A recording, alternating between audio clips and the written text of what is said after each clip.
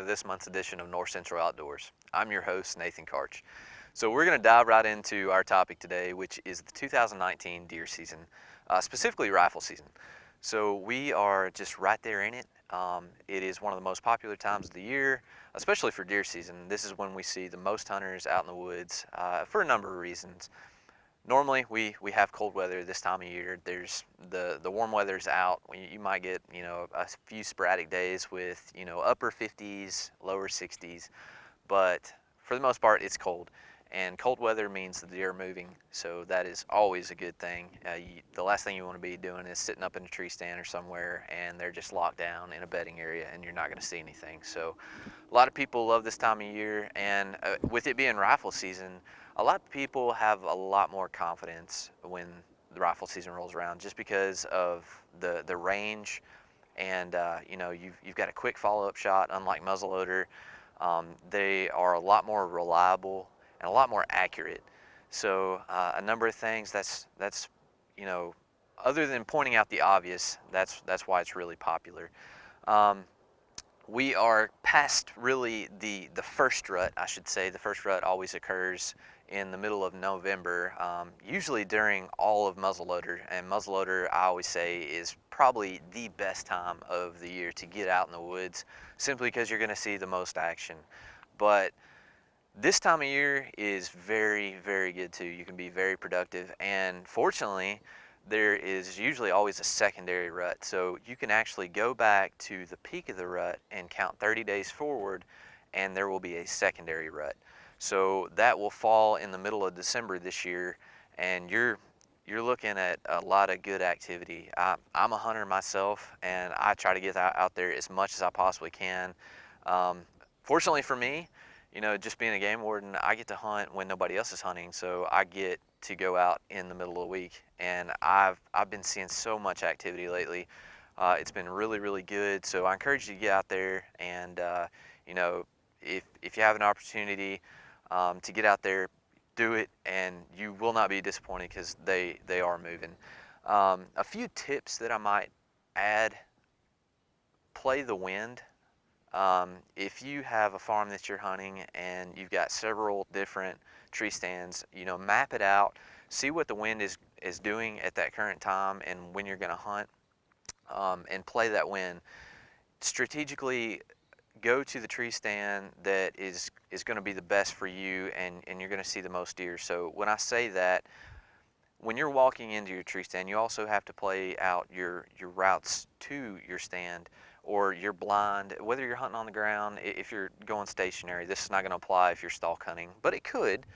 But for the most part, it's going to be stationary hunting. So if you were walking into your stand and you pass by a bedding area or a wide open field where your scent is just going to be blown clear across the field or into that bedding area, that's what you're going to try to avoid, because last thing you want is your scent traveling straight through there. You are probably not going to see many deer that day, but if the wind is blowing the opposite direction, then more than likely you're going to have a lot of good luck. So play the wind, and also play the weather, the environmental conditions. If there's a big front coming through, more than likely the time before that front moves in is when you're going to see peak activity. Moon phases, if there's a full moon, they're more than likely going to be feeding and moving at night. So early morning, late afternoon, most of the time that people like to get out there and hunt may not be the best. You might not see a whole lot of movement. They might just be bedded down. So they will be moving midday though, and a lot of people don't hunt midday. So play the moon phases. Full moon, they're going to be moving late at night, which you can't hunt then, but you can hunt midday. So you could sleep in that day and just hunt basically from 10 o'clock to 2 o'clock, and you're going to see a lot of activity. So I encourage you to do that.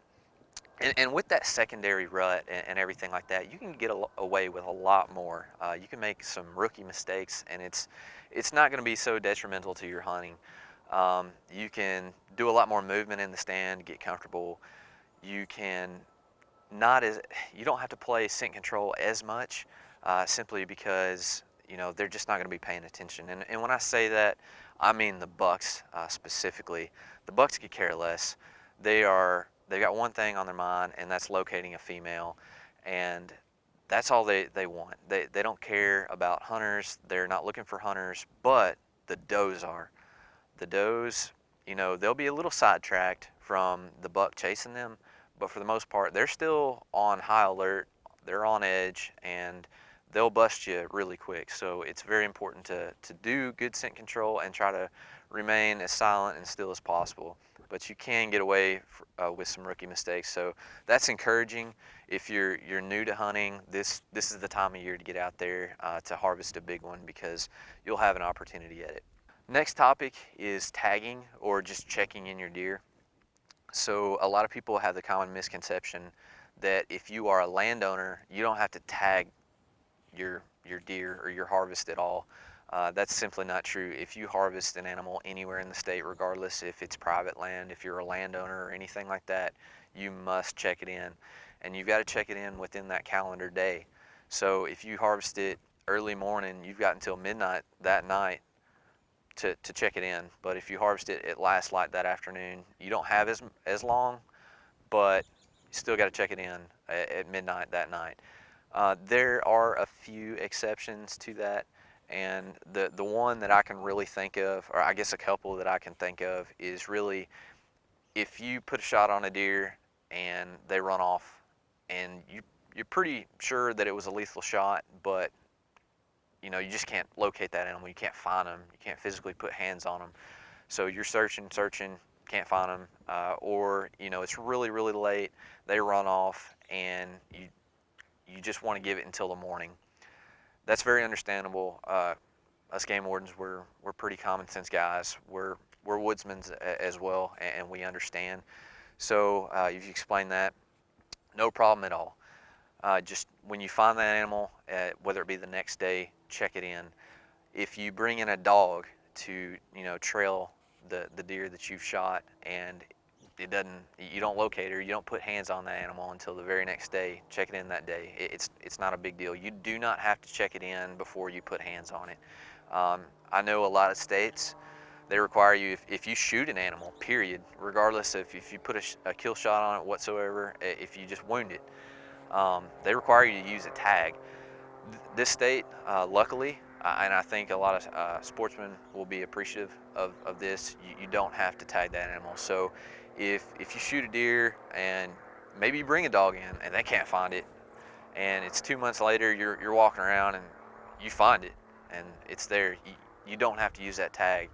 Especially if you've already tagged out and you find it later, you don't have to use that tag. But call us and let us know that you have retrieved and found that animal. That'd be good, so we can log that into our harvest data, and we can get a good overall population estimate to pass on to our commission, and they set season limits and bag limits for the next year. So it's really important that we collect that data, and that's basically why we require that check-in system. So there's a couple options on doing that. You can do it online, or you can do it online through a phone app. It's TWRA on the go. It's a free app, and it will pull up your license right there on your phone. You can always have it on your phone, and if we check you in the field, you do not physically have to have that paper license on you. You can pull it up on your phone. We can check you right there, and we're actually going to a system where your phone and TWRA on the go, that app will provide a barcode that is just specific to you and all your licenses that you have, and we can actually scan that barcode, and it'll pull up everything that you've ever done as far as harvest history, licenses, and all that. So it's pretty cool.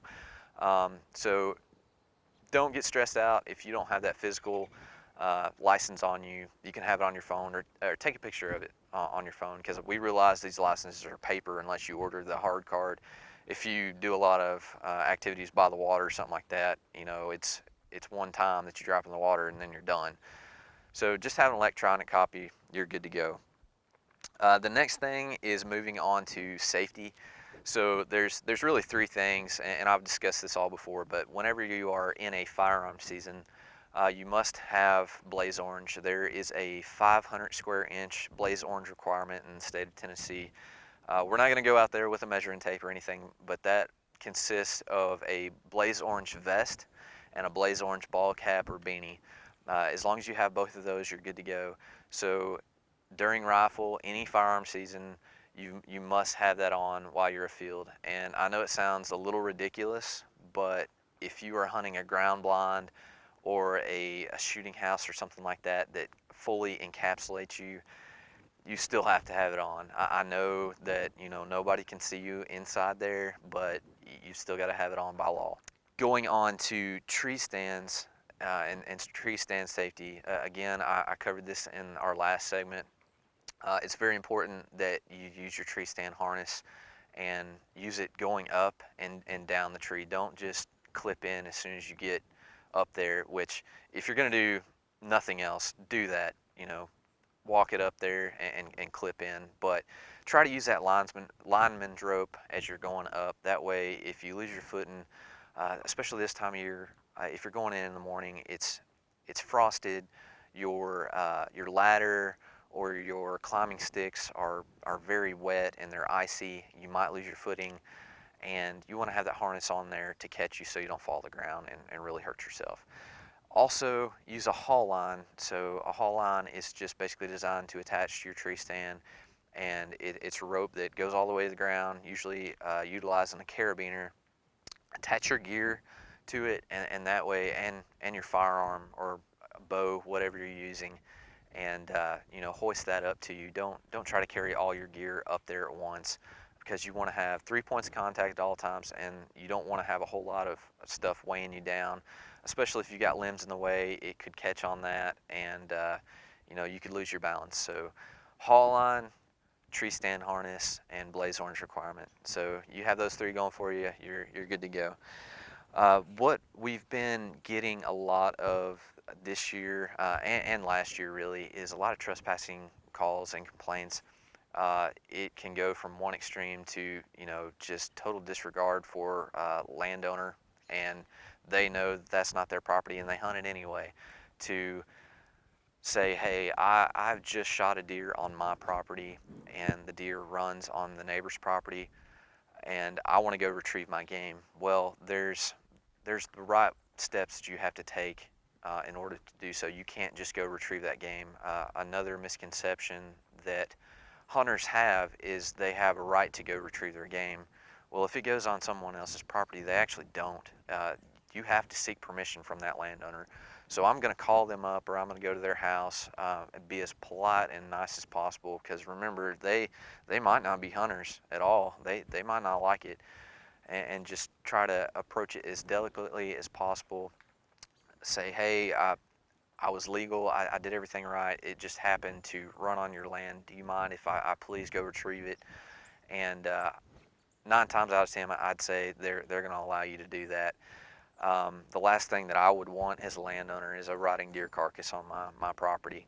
So, you know, just approach it lightly and be very, very nice, use your manners, and they'll allow you. But if you call us, if they say no and you call us, we can't go retrieve that game for you. A lot of people think, hey, I'll call the game warden and they can come get it for you. If that landowner won't allow you to do it, I'm sorry.